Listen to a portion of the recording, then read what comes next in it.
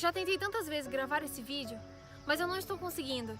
Tá sendo difícil eu expor aquilo que eu estou sentindo em relação a tudo isso que tem acontecido com os cristãos de hoje em dia, com a realidade da igreja, com toda essa pandemia que nós temos visto.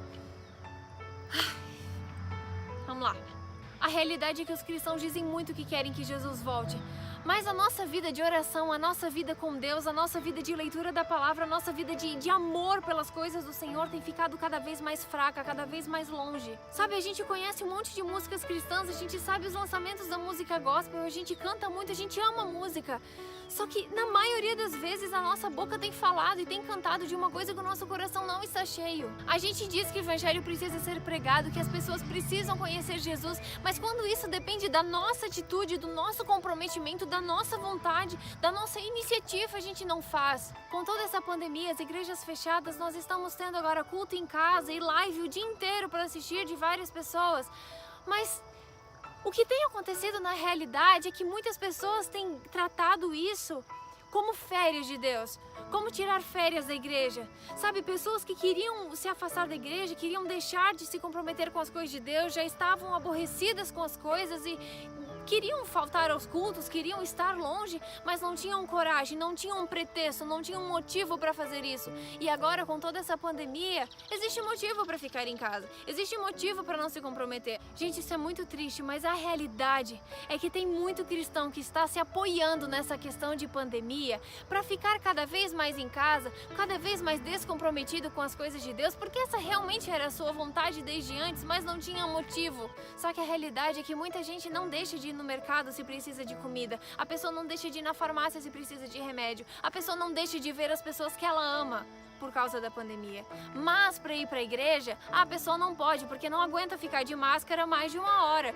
Nós ainda estamos na pandemia, mas eu realmente acreditei que depois que tudo isso passasse, a gente iria vivenciar um momento histórico de reavivamento, de reforma, de santificação, sabe? As pessoas trabalhando juntas, os irmãos se unindo em oração, pregando o evangelho juntas, se comprometendo com as coisas de Deus, se comprometendo com as coisas na igreja, fazendo a coisa acontecer, vestindo a camiseta realmente e levando adiante a obra de Deus para que Jesus volte logo. Mas não é isso que tem acontecido, e eu acredito, infelizmente, que não é isso que vai acontecer, porque infelizmente muitos cristãos já estão tão acostumados a ficar em casa que não faz a menor diferença mais o ter igreja ou não ter. Se é convidado algum pregador ou cantor famoso do meio gospel, a igreja enche, as pessoas vão, elas se sentem felizes, elas oram, elas cantam, é a coisa mais linda, parece assim um revivamento da vida.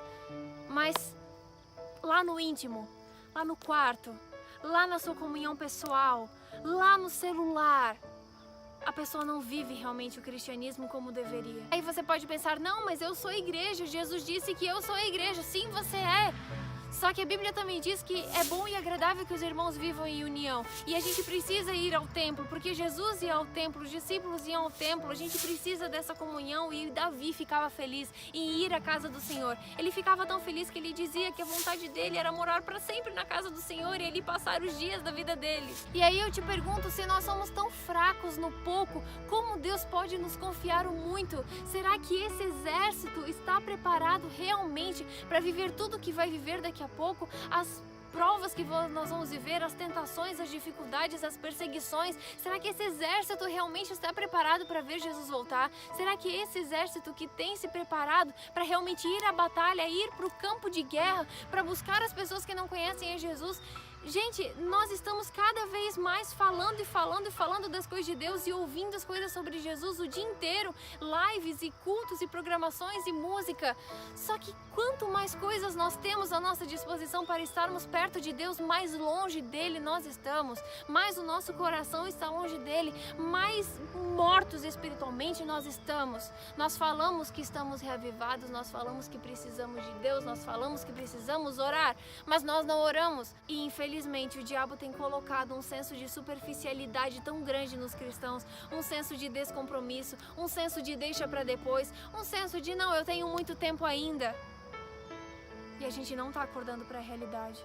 Os adolescentes e jovens estão cada vez mais enfadados e distantes, e os adultos também estão cada vez mais descomprometidos.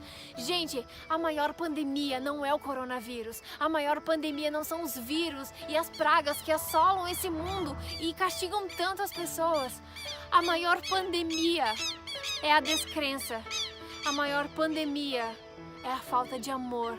A maior pandemia é esse exército de Deus, a qual Jesus tanto ama, a qual confiou um legado, um chamado e uma obra tão importante aqui nesse mundo, uma obra de salvação. Esse povo viver como se Cristo não existisse, mas a boca fala que ama Ele. Mas as atitudes, os princípios, a essência, o coração, o dia a dia, a vida, as palavras, o pensamento, a mente, não tem demonstrado isso.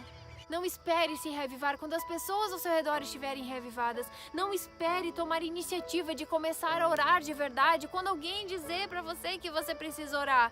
Não, nós temos o Espírito Santo, Ele fala ao seu coração, Ele faz um chamado a você todos os dias. Cada vez que você acorda pela manhã é um recomeço, é uma chance de fazer tudo diferente. É mais uma vez Deus dizendo que Ele te ama, que você tem mais uma chance de fazer tudo diferente, para você mudar o seu dia, para você fazer a diferença na vida de alguém.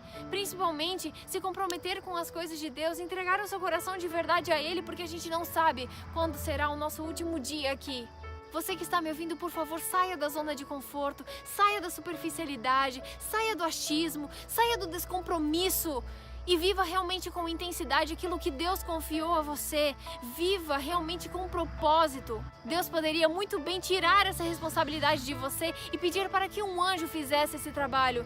Mas Deus sabe que você precisa disso para se salvar. Você precisa disso para ter propósito na vida. Você precisa disso para trazer sentido à sua vida. Você precisa dele, você precisa dos irmãos, você precisa da igreja, você precisa estar com ele, buscar a ele, orar. Você precisa disso.